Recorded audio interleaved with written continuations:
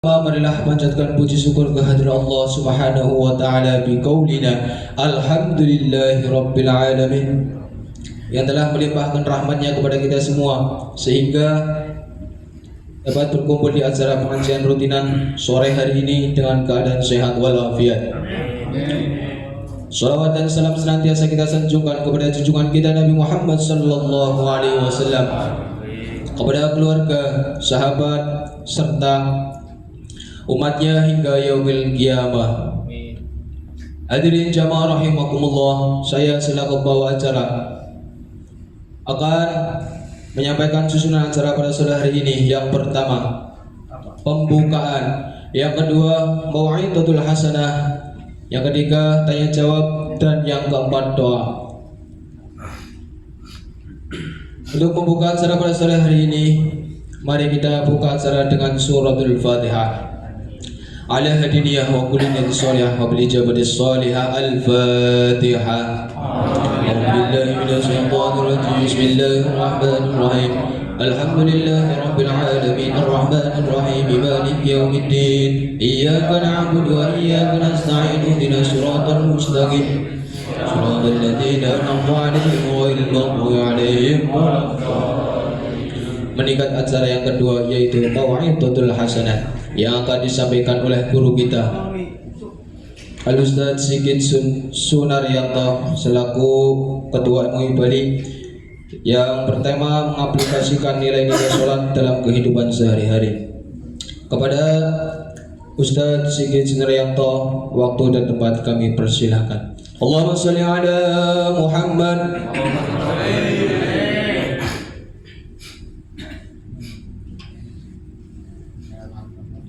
Bismillahirrahmanirrahim. Assalamualaikum warahmatullahi wabarakatuh. Alhamdulillah, berarti arsalah Rasulullah bil huda wa dinil haq ila dinil wa kafa bil syaidah syahadu la ilaha illallah syahadu anna muhammadan abduhu wa rasuluh. Allahumma shalli ala Muhammad wa ala alihi washabbihi ajmain. Puji syukur kita panjatkan kehadirat Allah.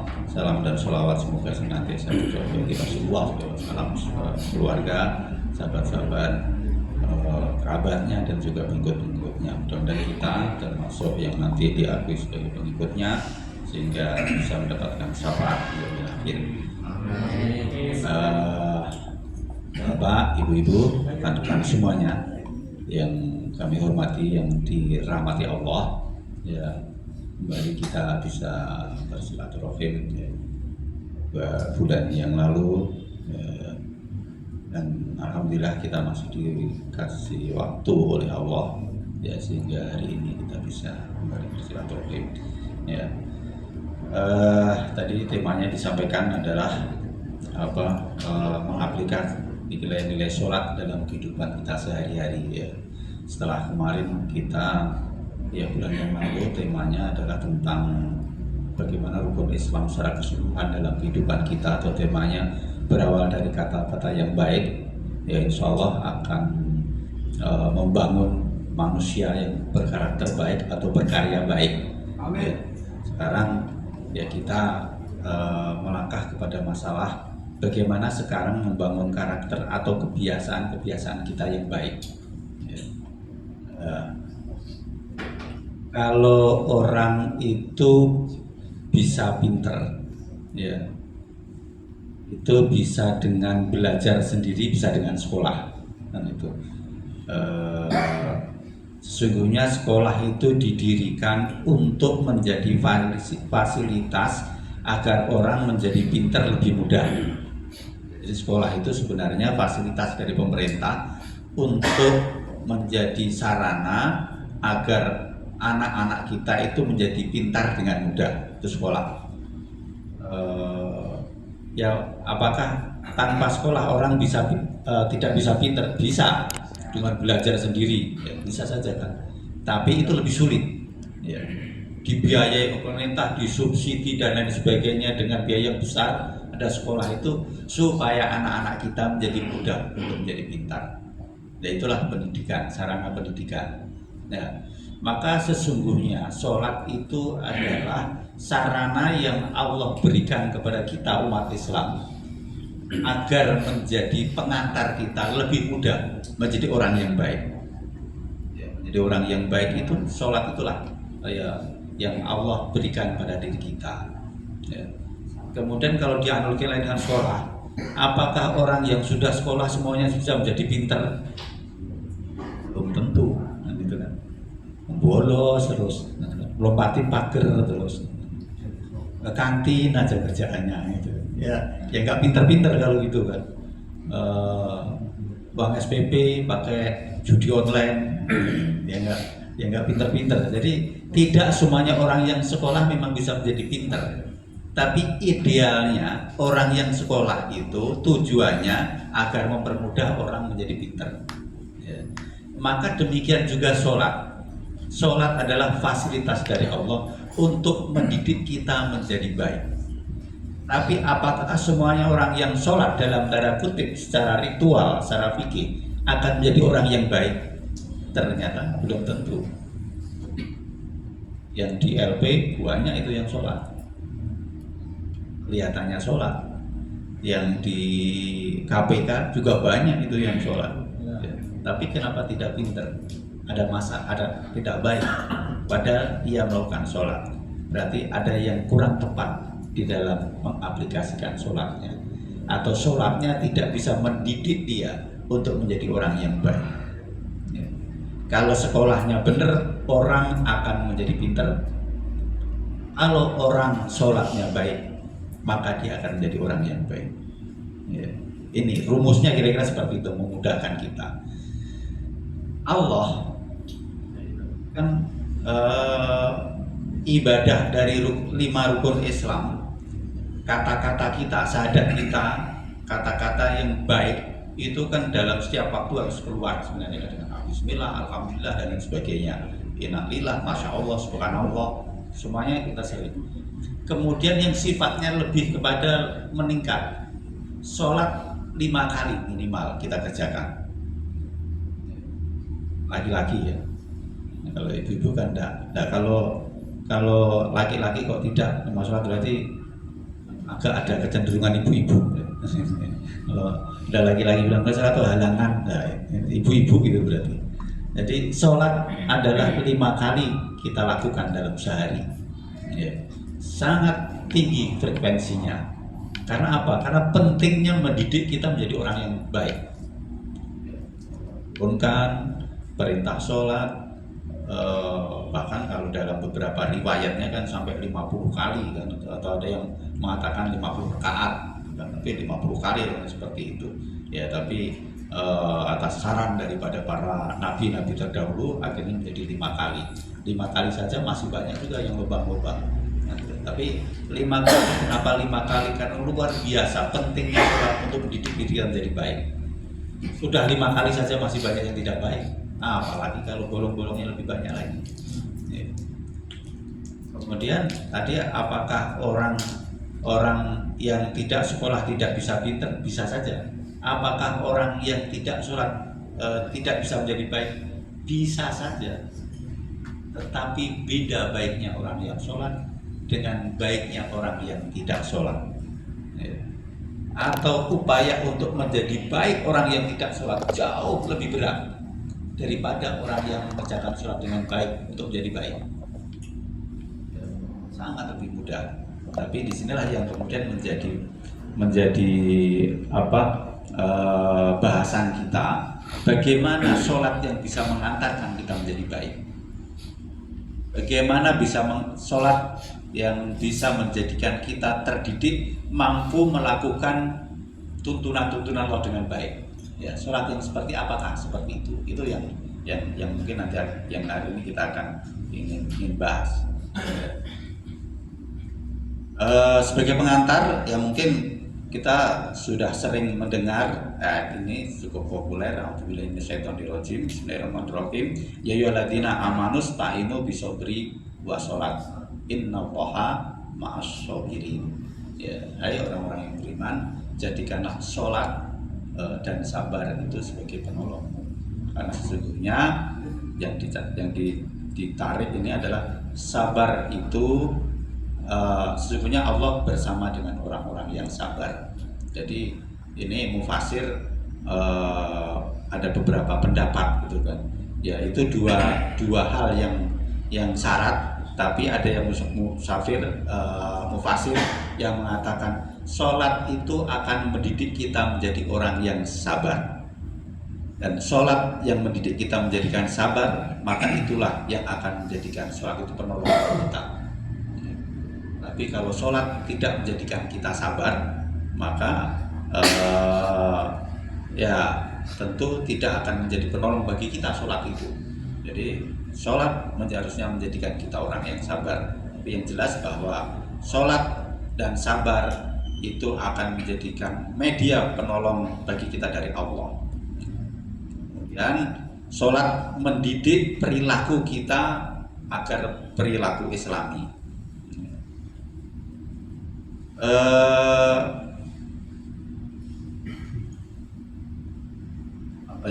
Bahwa luar biasa sesungguhnya. Kalau agama lain, mohon maaf, ini kalau sedikit nyinggung agama lain gitu ya. Mungkin saya pernah sampaikan, orang sahabatnya Nabi Isa sekarang hidup, ya, kemudian masuk ke tempat ibadah mereka, gitu kan. Itu mungkin akan bingung, loh kok kayak gini ya, dulu kayaknya Nabi Isa tidak ngajari seperti ini. Kok caranya sekarang apalagi lagunya beda-beda, bahasanya beda-beda. Tetapi kalau sahabatnya Rasulullah itu datang tadi ikut sholat asar di sini, paham? Ya ini sholat yang juga kami lakukan dulu. Datang ke pelosok di desa-desa, di suku terasing melakukan sholat sama. Ya. Jadi dari zaman Rasulullah sampai zaman kapanpun, kecuali aliran sesat, sholatnya bisa beda kan itu kan. Yang ada pakai dulu kan ada yang mengusulkan di Malang itu sholat pakai bahasa Indonesia. Kita sholat di mana-mana itu sholat yang johirkan, yang dikeraskan suaranya, yaitu ya paling bedanya agak lagu-lagunya saja. Ada yang lagunya agak setengah Sunda, ada yang agak Jawa kalau di kampung kan gitu kan. Ya, itu seperti itu saja. Tapi kalau yang dibaca, ya baca Al-Fatihah standar, semuanya paham. Orang Eropa datang ini, ya kalau ini orang, ya ini mohon maaf, di Bali itu kan kita sholat datang dimanapun, kalau lihat masjid kita bisa ikut sholat dan bisa memahami sholat itu, mengerti bacaannya, kapan harus amin, kapan tidak. Kita kan tahu kan. Tapi kalau agama lain, ketika dia orang Inggris ikut khotbah di khotbah juga sih, kalau di gereja itu khotbah juga namanya. Itu pendetanya khotbah pakai bahasa Sunda, nggak akan tahu kan, jangan orang. Tapi Islam, sholat ini luar biasa. Jadi dari zaman Rasulullah sampai sekarang terpelihara keoriginalannya sholat itu. Dan kemudian dari pelosok Afrika ya sampai kota metropolitan di Amerika sama sholat itu. Ini luar biasa. Karena apa? Karena memang sholat diajarkan oleh Rasulullah untuk mendidik kita, untuk membiasakan menjadi kita kebiasaan-kebiasaan yang baik. Nah ini sekarang kita nilai-nilai apa yang bisa kita petik dari sholat? Tapi ini dasar-dasar dulu. Kemudian sholat itu adalah ibadah yang mudah sesungguhnya, mudah dan memudahkan kita. Ya. Orang rata-rata kalau dikasih makanan yang manis, kalau masih muda, tidak ada penyakit kencing manis, akan merasakan itu enak. Itu. Ada orang dikasih manis, oh gak enak ini. Ya, semuanya anak kecil dari kecil itu sudah suka manis sekali. Kan? Karena apa? Itu manis. Tapi kalau ada orang yang mengatakan yang manis itu tidak enak, berarti ada sesuatu yang salah. Ya. Bukan manisnya yang salah, orangnya yang salah. Maka Allah menetapkan sholat itu adalah sesuatu yang mudah kita kerjakan. Ya. Oleh karena itu, kalau ada orang yang menganggap sholat itu tidak mudah, berarti yang salah adalah orangnya, bukan sholatnya. Ya kalau kita hitung waktu kita 24 jam. Berapa sih waktu yang kita gunakan untuk sholat? Ya, nggak sampai daripada apalagi 10%, 5% saja tidak sampai. Kalau total kita sholat itu katakanlah bacaan normal paling 4 rakaat itu ya 5 sampai 6 menit. Ya, 4 rakaat itu ya. Kecuali kalau yang dibaca Al-Baqarah ya. Nah, ya, kalau biasa paling nggak sampai 5 menit. 5 menit yang 4 rakaat. Ya, 4 kali 3 12 menit. Kalau 5 menit 5 kali 3 15 menit. Ya, kemudian tambah 2 sama 3 itu ya sekitar 25 menit paling banyak kita gunakan waktu untuk sholat. Ya. Dari 24 jam Allah berikan pada diri kita. Jadi menyiapkan waktu 25 menit tentu kan sangat tidak sulit sebenarnya. Sesuatu yang sangat mudah. Jadi sholat itu adalah sesuatu yang mudah kita lakukan. Ya, oleh karena itu, dan yang luar biasanya ini kalau hadis Rasulullah itu ini Allah itu luar biasa kadang-kadang memberikan kemurahan pada diri kita. Ya, kalau saya lagi berpergian, maka Allah menyediakan fasilitas untuk jamak cukup tidak kosor. Ya. Boleh jamak, boleh kosor saja, boleh jamak dan tidak kosor, tapi boleh jamak dan boleh dikosor langsung. Ya. Dan bahkan salah sahabat itu nanya kepada Rasulullah, ya Rasulullah, kalau kami melakukan perjalanan tapi tidak mengalami kesulitan, apakah kami boleh melakukan tidak jamak kosor? Ya boleh saja, tetapi jamak dan kosor itu adalah rukhsah atau dalam bahasa lain hadiah dari Allah bagi kalian. Dan Allah itu sangat senang kalau hadiahnya diterima. Kita kan juga gitu kan. Kalau kita ngasih hadiah kepada seseorang, kalau hadiah itu ditolak, gimana perasaan kita? Wah, kita merasa direndahkan. Tapi kalau hadiah kita diterima dengan baik, kita akan senang. Jadi hadisnya Allah itu senang kalau hadiah yang diberikan kepada kita terima. Jadi jamak kosor itu ya, kita ini nggak dapat kemudahan kan, mintanya mudah. Ada orang yang ingin sulit, kan tidak ada kan. Kalau itu ya Allah, tiap hari saya jamak kosor saja, jangan mudah, nggak boleh kan itu kan, ada aturannya kan itu. Tapi intinya manusia itu pada prinsip hidup dalam kemudahan. Jadi ketika dikasih kemudahan, ya gimana kita ambil. Ya jamak kosor ini sedikit teknis ini, barangkali juga atau mungkin di belakang sekarang saya sampaikan ada beberapa pendapat tentang khususnya tentang urutan jamak kosor, ada jamak takdim, ada jamak takhir. Dan itu kan jamak takdim itu duhur sama asar dikerjakan di awal, yaitu di waktu duhur, dan jamak takdim jamak takhir itu duhur sama asar dikerjakan di waktu asar. Ya, dan itu bisa jamak, bisa kosor dua-duanya. Dalam beberapa riwayat Rasulullah itu hampir selalu melaksanakan jamak kosor. Tapi kadang-kala Rasulullah memang hanya jamak saja, hanya jamak saja, tapi tidak kosor. Kalau misalnya datang ke satu tempat, Rasulullah di situ lebih banyak mukiminnya daripada musafirnya. Rasulullah kadang menghargai, dia ikut jamaah dengan rakaat yang utuh dan kemudian Rasulullah kosor.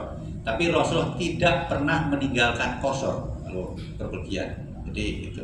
Dan urutannya tadi ada kalau jamak takdim itu nggak masalah. Duhur di waktu duhur dulu baru asar. Dan kalau yang orang sering menjadi pertanyaan atau perdebatan itu ketika takhir, ya. Duhur sama asar di waktu asar, duhur dulu atau asar dulu.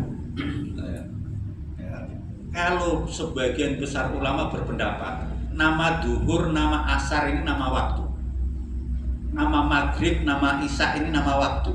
Ya. Jadi maghrib dulu atau isya dulu ketika takhir. Ya. Maka apakah gelap dulu baru matahari tenggelam, atau matahari tenggelam dulu baru gelap? ya kan, maghrib dulu, matahari tenggelam baru gelap.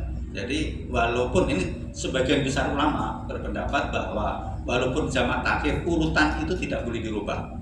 Sebagian besar ada beberapa ulama dengan argumentasi mengutamakan yang waktunya baru ini, ada beberapa itu ada memang, tapi sebagian ulama berpendapat kalau kaitannya dengan takhir ini, kalau riwayat yang paling kuat itu kan ketika Rasulullah haji, ya hajinya Rasulullah itu ketika selesai dari Arafah maghrib, Rasulullah tidak jamak takdim, tapi Rasul langsung bergerak menuju Musdalifah untuk jamak dan qashar takhir di waktu isya, maghrib dan isya, dan Rasulullah melakukannya maghrib dulu baru isya. Ini riwayat yang paling ini masalah teknis ya, tapi ini barangkali bisa menjadi referensi bagi kita sehingga memudahkan kita ya, ketika kita bepergian, karena ini kan timnya kan kalau yang driver kan pasti sangat sering kan bepergian, jadi itu dikasih kemudahan oleh Allah ya, yaitu digunakan ya. Sholat adalah kemudahan seperti itu. Pertama yang mungkin perlu sangat kita perhatikan adalah ini ada sebuah ayat yang kadang sering diabaikan karena dianggap ini cuma sekedar ayat fikih, ayat syariah, ya ayat fikih ya hukum, tapi sebenarnya ada sesuatu yang sangat luar biasa terjadi di situ. Di dalam surat An-Nisa itu, A'udzubillahi minasyaitonirrajim, ya ayyuhalladzina amanu la taqrabus shalah, ya ayyuhalladzina amanu la taqrabus shalah wa antum sukara. Ya. Hai orang-orang yang beriman, taqrabu qorob, janganlah engkau dekati sholat ketika engkau sedang sukaro, ketika engkau sedang mabuk. Ya. Ada larangan seperti itu, janganlah engkau dekati sholat ketika engkau sedang mabuk. Hatta sampai taklamu ma taqulun, sampai engkau mengerti apa yang engkau katakan. Ya. Jadi kalau bahasa sederhananya, sholat itu harus penuh dengan kesadaran. Jadi ini yang mungkin yang banyak menjadi penyakitnya bagi kita kan gitu kan. Orang Arab itu zaman sahabat Rasulullah itu dilarang sholat kalau dia tidak sadar karena mabuk, sehingga tidak ngerti apa yang diomongkan. Sebagian besar umat kita terutama di Indonesia yang bukan basisnya Arab, bahasa Arab itu nggak ngerti padahal nggak mabuk. Jadi kita sebagian itu nggak ngerti apa yang kita ucapkan ketika sholat, walaupun kita tidak mabuk. Atau lebih hebat mana ini? Lebih hebat yang ngerti karena mabuk atau lebih hebat kita yang nggak ngerti karena nggak mabuk kan itu. Jadi sholat kita harus berkesadaran. Ini ada dua hal yang sangat luar biasa sesungguhnya dengan kalimat ini, sholat berkesadaran. Pertama, ya ini tentu menjadikan sebuah kewajiban kita semuanya untuk mempelajari bacaan sholat dengan artinya, dengan maknanya, bahkan kalau perlu dengan nilai-nilai apa yang ada di dalam bacaan sholat itu ya. Sehingga kita ketika membaca itu, kalau kita memahami maknanya, memahami nilai dan artinya, kita merasa berbicara langsung dengan Allah. Para ulama itu mengatakan sholat itulah mi'rajnya umat Islam dengan Allah. Perjumpaannya umat Islam dengan Allah adalah ketika sholat.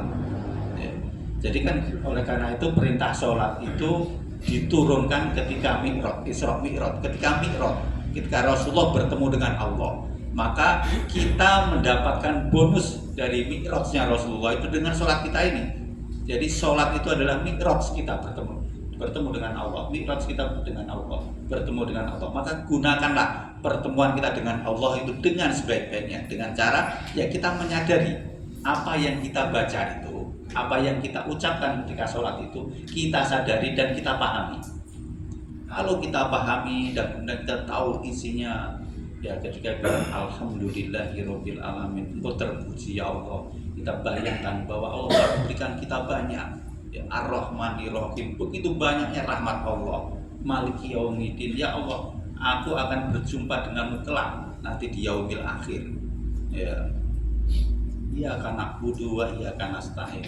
Ya Allah, ya, kepadamu aku mengabdi dan kepadamu aku minta tolong. Ya. Mengabdi dulu baru minta tolong. Jangan dibalik, minta tolong baru mengabdi, gitu kan. Mengabdi dulu baru minta tolong, beribadah dulu baru minta tolong. Ya, Iyyaka na'budu wa iyyaka nasta'in, ihdinas shiratal mustaqim. Luar biasa permintaan dalam Al-Fatihah itu. Ya, dalam doa yang selalu kita ucapkan ketika sholat itu, tunjukilah aku jalan yang lurus. Nah, ini yang membedakan. Ya, ini beberapa kali saya bahas di beberapa forum. Ya, karena saya terbersit saja pikiran. Bedanya orang Islam dengan teman-teman agama lain. Orang Islam itu, karena ini pernah di dalam tanda kutip dijadikan bahan ejekan dari beberapa agama lain. Orang Islam aja masih minta petunjuk, berarti nggak yakin kalau dia itu benar. Ya. Sedangkan kami sudah yakin bahwa apa yang kami lakukan benar, maka kami pasti masuk surga. Ya. Itu bedanya umat Islam dengan agama lain. Ya. Karena umat Islam itu diajarkan untuk tawaduk kepada Allah. Ya. Senantiasa mempunyai rasa takut kalau tidak sesuai dengan kehendak Allah. Maka doa ini selalu kita panjatkan. Ya. Sedangkan agama-agama yang menganggap bahwa dia sudah dijamin oleh surga, maka menjadi sembrono dalam hidupnya. Nah, ketika umat Islam kenapa tidak masuk dalam dirinya hati-hati dengan kalimat ini? Ya, ihdinas shiratal mustaqim, untuk dituju jalan yang lurus, ya berarti dia sudah menganggap dirinya sudah istimewa, ya, sudah jaminan surga. Ya, padahal kita itu dididik itu. Jadi dengan bacaan itu menjadikan kita itu senantiasa terpacu untuk senantiasa memperbaiki diri. Ya.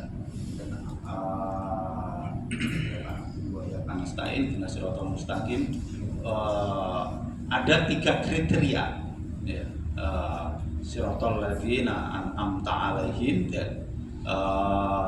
jalan orang-orang yang engkau beri nikmat, dan bukan jalan orang-orang yang ghairil maghdubi yang engkau marahi, dan bukan jalan-jalan dolal, jalan yang sesat. Doa kita utama setiap hari yang kita panjatkan adalah itu. Ya, ini sebuah pendidikan bagi kita dalam setiap sholat kita, bahwa kita itu minta sungguh-sungguh kepada Allah dalam sholat kita itu, supaya kita mendapatkan kehidupan seperti apa yang Allah berikan pada orang-orang yang Allah beri nikmat, yaitu ya orang-orang yang sholihin, mukhlisin dan lain sebagainya, bukan jalan yang orang-orang Allah murkai. Ya, dalam beberapa tafsir ya, mengatakan kalau ghairil maghdubi alaihim itu orang Yahudi, kemudian dolin itu adalah Nasrani. Tapi ada beberapa ulama berpendapat yang dimurkai oleh Allah, yang dimarahi oleh Allah, sudah tahu itu jalan yang benar, tapi dia menempuh jalan yang lain. Ya dianggap ini ya seluruh ahli kitab. Ahli kitab itu tahu yang benar itu sudah ditunjukkan, atau barangkali juga orang Islam sendiri yang sudah tahu jalan yang benar seperti itu, tapi pilih yang lain. Ini dimurkai oleh Allah. Ya, sedang jalan sesat itu orang yang memang tidak mau tahu tentang jalan yang baik. Ya, itu seperti itu. Tapi permintaan di dalam doa kita ketika sholat seperti itu. Ya ini jadi ketika kita sholat, ya ini intinya bahwa sholat kita itu harus penuh dengan kesadaran. Ya, oleh karena itu ya kita tingkatkan ketika ya kita sholat, kita pahami artinya dari Iftitah, kemudian Al-Fatihah, termasuk surat-surat yang biasa kita baca, ya surat-surat pendek. Oleh karena itu beberapa riwayat menyatakan Rasulullah itu yang dibaca dalam sholatnya itu surat-surat yang memang paling mudah dipahami oleh para sahabat, ya. Bukan ayat-ayat yang para sahabat tidak familiar. Ya. Yang dibaca itu yang diulang-ulang karena itu akan membentuk pada kesadaran kita ya di bacaan-bacaan itu. Kemudian tidak kita pahami dengan baik, doa ketika kita rukuk kita pahami dengan baik, ketika sujud doa, dan kemudian tahiyat kita pahami dengan baik. Semuanya itu akan membangun dialog kita dengan Allah dengan baik. Jadi akhirnya bagi orang-orang tertentu sholat itu adalah bukan sekedar kemudahan, tapi sholat itu adalah kenikmatan.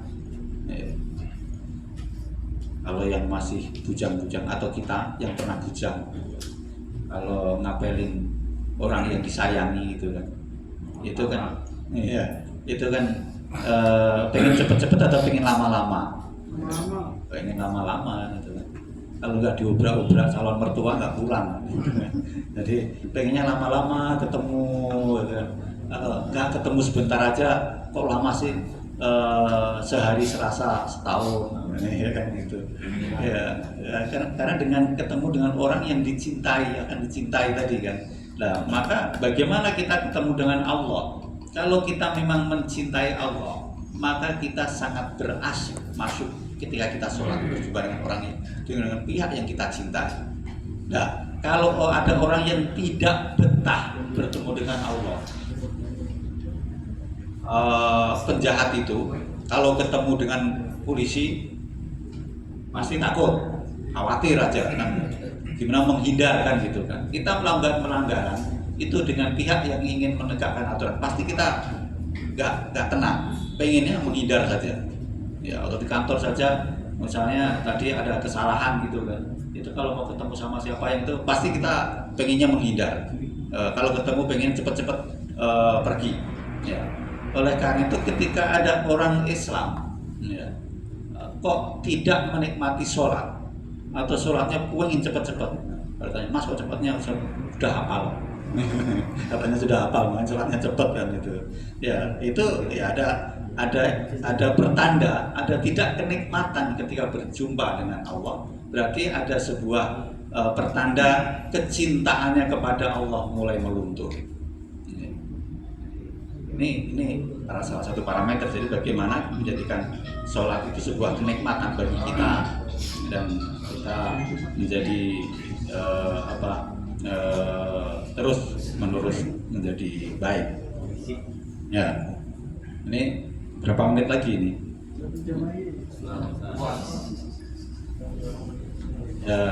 Ya baik. Saya singkat saja. Kemudian sholat itu sesungguhnya menjaga hidup kita dari perbuatan yang hina dan kejahatan. Inna sholata tanha anil fahsya'i wal munkar. Saya suka sekali ini mengutip kisahnya, saya lupa. Ini tokoh ulama kita, tapi juga tokoh nasional kita. Kalau tidak Haji Agus Salim, juga Buya Hamka atau Pak Natsir. Datang ke Amerika, ke New York di PBB. Ya. Masuk kamar ditawarin wanita, wah macam-macam lah kan gitu kan.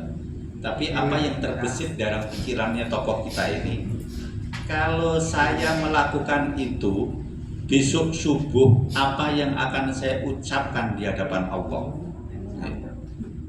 akan ngomong apa saya dengan Allah.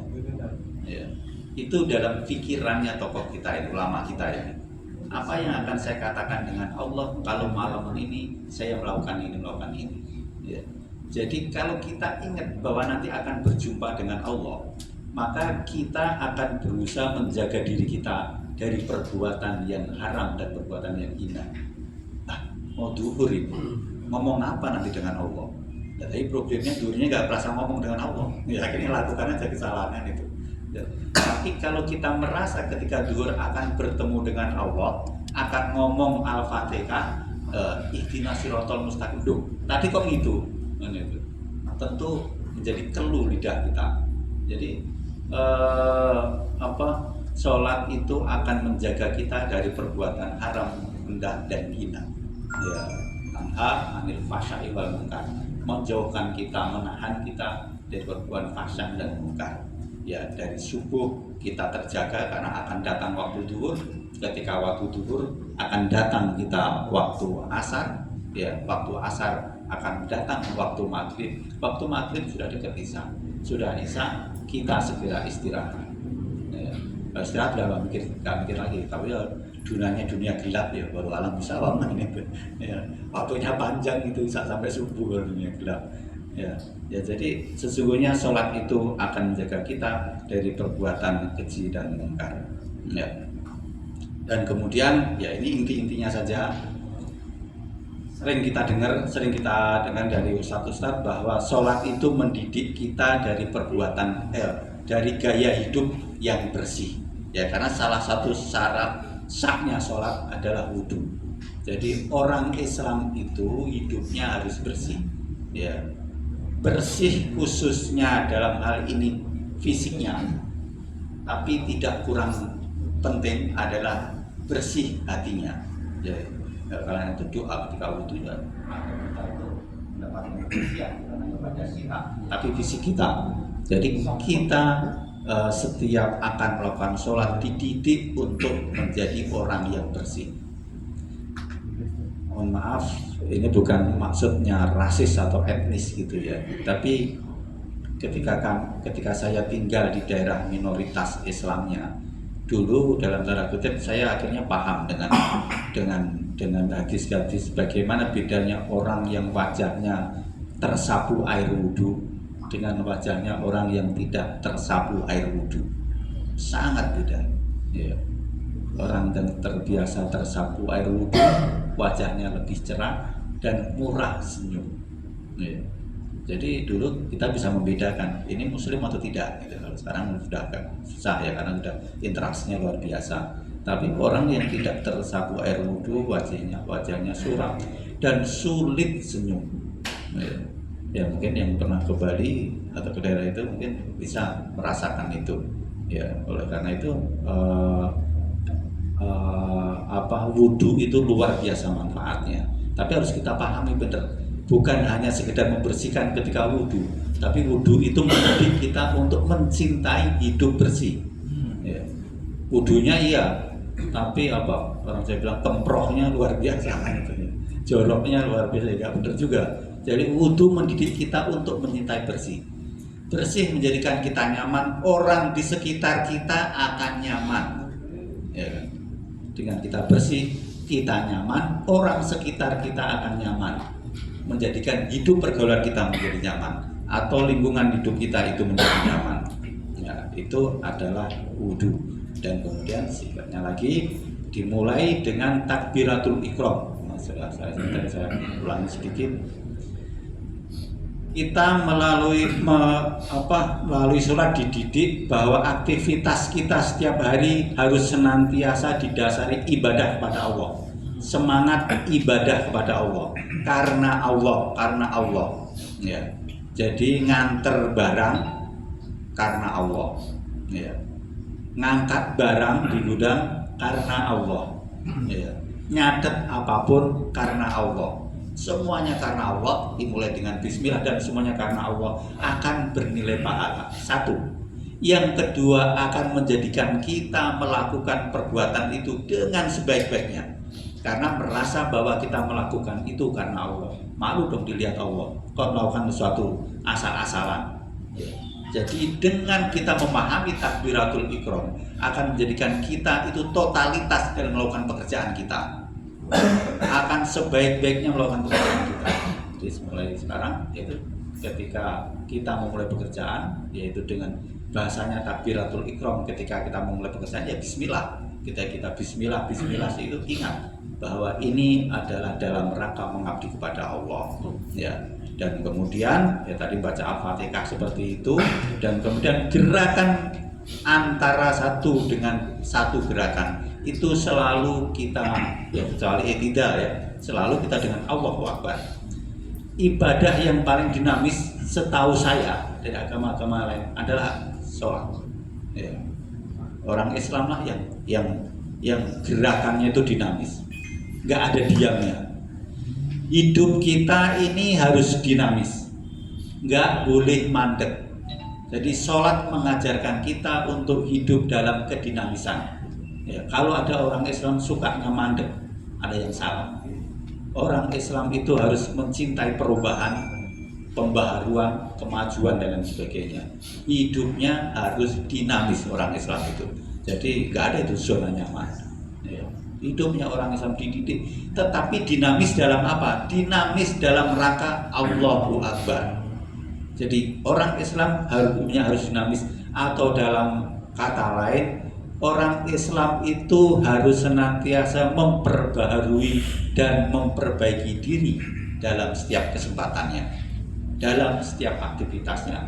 Kalau kemarin seperti ini, sekarang harus lebih baik dari ini, lebih baik dari ini. Jadi Islam mendidik kita untuk hidup dinamis, nggak boleh diam. Kalau kemarin bisa ngitungnya sampai ini, harus. Kalau kemarin targetnya seperti ini, harus lebih tinggi. Kalau kemarin berhasil menjualnya segini, harus lebih baik. Dan seterusnya, dan seterusnya. Jadi kita dididik oleh sholat untuk senantiasa hidup dinamis, hidup yang serba memperbaiki diri dan memperbarui diri. Ya, dari gerakan kita yang terus berubah-berubah.